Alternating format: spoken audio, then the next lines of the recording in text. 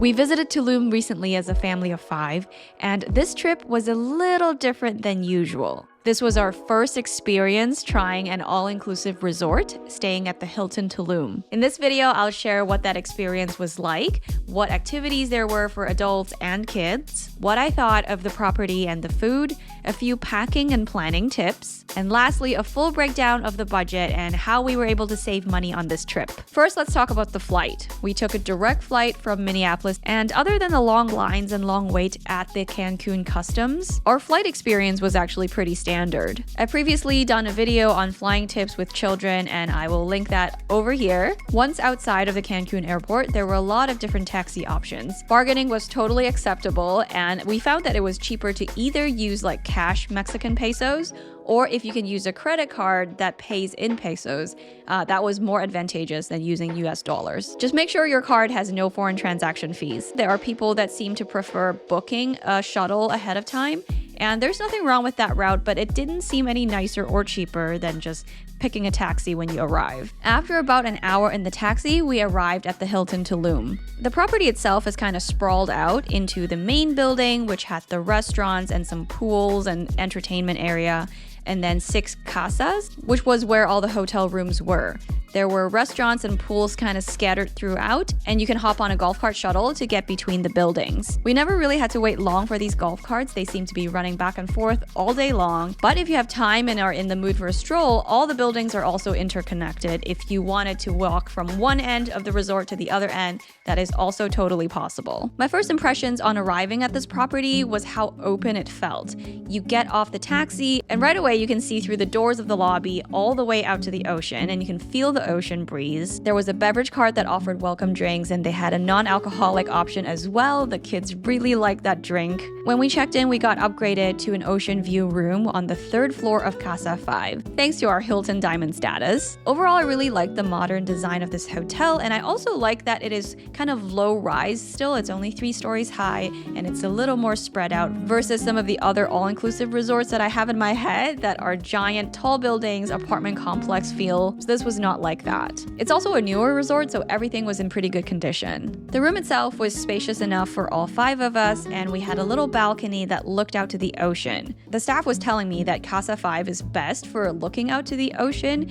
because Casa 6, which is one building next to us, would be right above where the kids' play area is, which is convenient but a little louder. And then some of the other buildings like Casa 2 and Casa 3, those have trees in front of them, so the view is not as unobstructed as what we have. And so we were really grateful that they chose this for us. The fridge was stocked with snacks and water and beverages, and also just a heads up, the bathroom area is not lockable. Those are just frosted glass doors if this is something that would be concerning to you. Now let's move on to the activities for both the grown-ups and the kids. There were multiple pools throughout the property, and all of them were reasonably family-friendly. There were a couple pools by the main building, and then another couple ones by Casa 2 and 3. And then on the far end of the resort is a pool/water park situation that is most family-friendly. The water park has all your usual stuff like zero entry, the slides, the bucket that dumps, and sprinklers, and really all sorts of fun stuff for children. Surprisingly, my kids didn't like it because I think it was just a lot. There were kids running, there was water spraying at you from all angles. It can be a lot, I suppose. They just kind of hung out and watched the other kids, and that was fun too. Right next to the water park was a playground, and it was perfect for when you are like pooled out and you just need something that's dry and on land. There was also a beach area. Now, this is probably a little bit smaller than what you would expect out of like a standard Cancun all-inclusive resort kind of beach, and it was a little bit more pebbly. But from a kid enjoyment standpoint,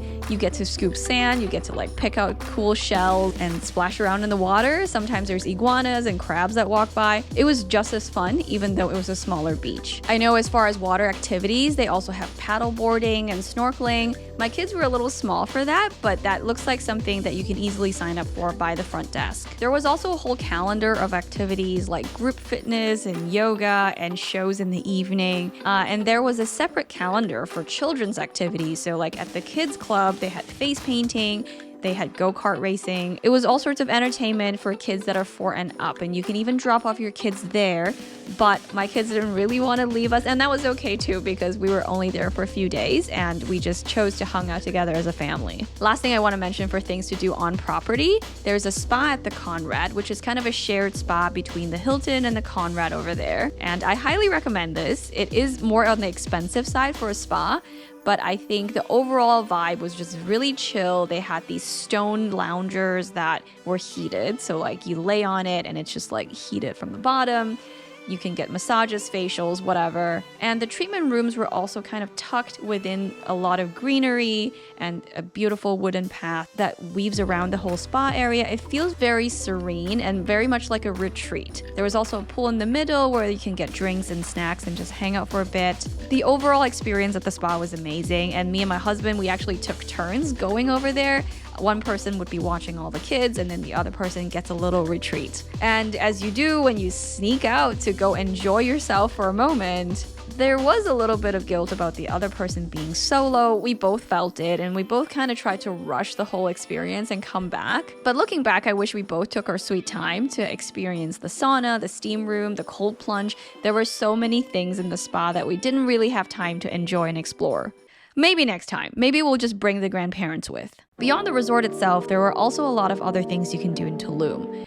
We didn't go, and younger Lydia would have been so annoyed with this. How blasphemous that I go to a whole different country and stay inside a resort. But present-day Lydia is a little bit more practical. Honestly, there was already so much to do inside the resort, and we haven't even done everything yet. We never got bored. And so it felt kind of like a waste to book a taxi for like $100 just to go to a nearby cenote or cenote, or figure out some other excursion that still can't be too far because we have kids, and because of that, it would still be 100% touristy. A lot of the cenotes I actually really wanted to check out. They looked really interesting, but part of the fun is jumping into the water, and my kids are not really good swimmers. They wouldn't be able to participate in that, and so it would be like one person watching the 3 kids while the other person tries the jump. And then there's a whole logistics of, okay, if you try to get the kids to get into the water, you need to change of clothes. Like, it becomes a whole thing. Oh, and we would have to bring snacks. So this time we opted to not do it, but I would love to try again in the future when they're a little bit bigger. Food-wise, there were 4 restaurants in the main building, all of which required reservations. And then there was this like sea salt poolside restaurant by the other 2 pools. And then on the far end by the water park was a churro place that also sold ice creams and popsicles. I think Mexal, which was the Mexican restaurant, was the best one. Like, if it were a standalone restaurant, I would gladly pay money to go eat there. We ordered everything family style, which was perfect because we got to try a little bit of everything.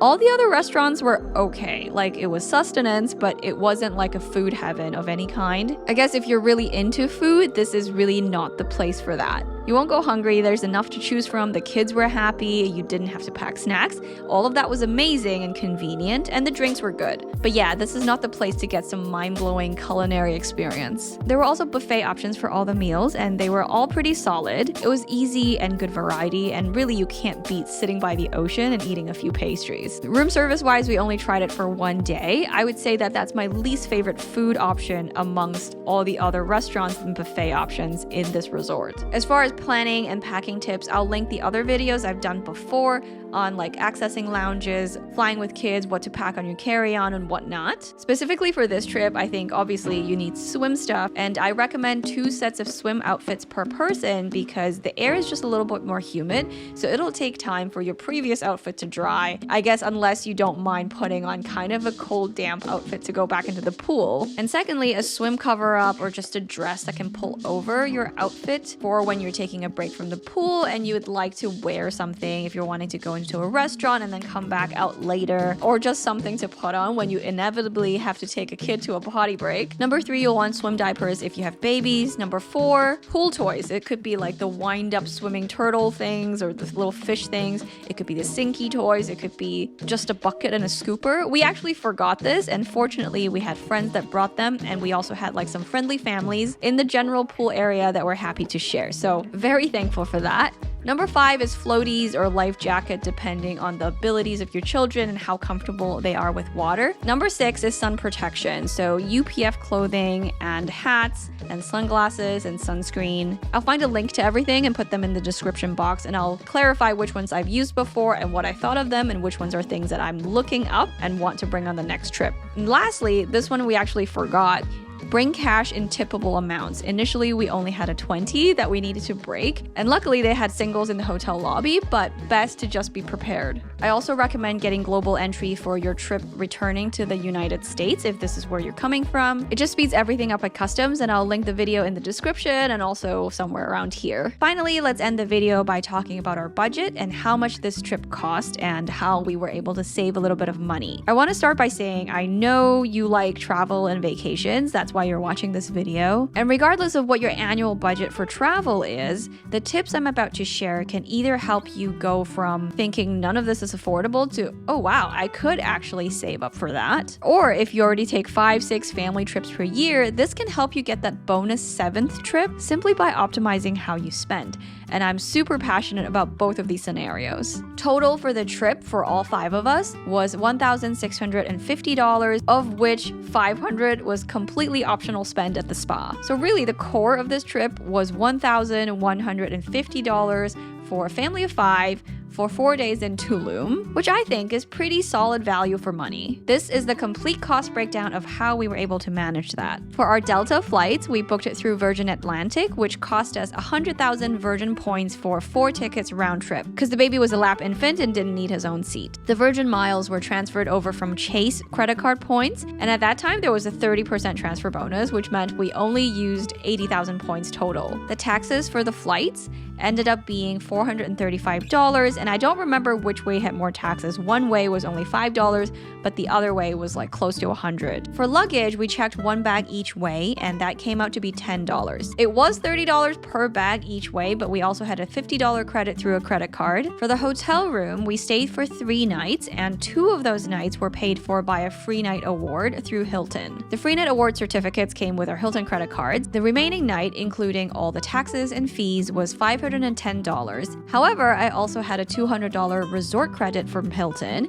and so the total for that was $310. We spent about $500 on the spa. The taxi ride round trip was about $300 total. And then there's the driving to our home airport, parking there, the tips along the way. I'm gonna just add $100 to account for all of that. So altogether, this was about $1,100 for a family trip of 5 people by taking advantage of points and awards from credit cards. Of course, all of the above hinges on using credit cards responsibly, and this means to pay in full and on time every single month. And also there are some annual fees to the credit cards we used, which will require some attention to actually making sure you're getting some net benefit out of the card if you are able to use the credits or not. The free night awards and the resort credit and the bag credit from the airline, those came from the Hilton Aspire card, which also got us diamond status and helped us get that upgrade to the ocean view room, whereas the Virgin Atlantic points came from Chase, and I think we got those through the Chase Inc. business cards. I wanted to show you, if we bought this whole trip in cash, the flights would have been about $600 a piece for the round trip, because we did pick like a nicer time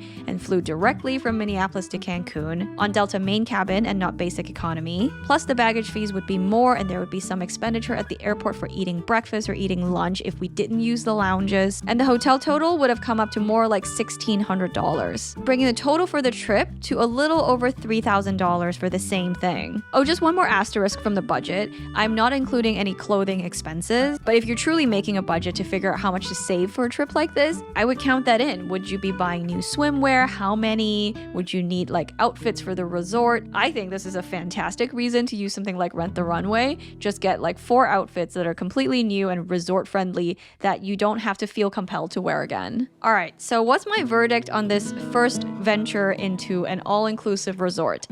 I am actually really surprised by how much I liked it. I've kind of brushed off these all-inclusive resorts as like this is not really travel, and I kind of hinted to it in the beginning of the video. We usually like to do more immersive experiences like stay in local places, try to eat local food, interact with local culture, and try to like blend in and learn something and do things that are challenging and outside of our comfort zone. This is what we like to do when we travel. And I still really want to do that, but I think this whole resort experience fills a different kind of bucket. It is enjoyment in a completely different way. It was fun and relaxing and open-ended and just unstructured in a good way for the kids. And it was really relaxing for us parents. Like, we didn't have to worry about packing snacks and making sure we're going on an adventure. When do we have to get home? How many diapers do I have to bring?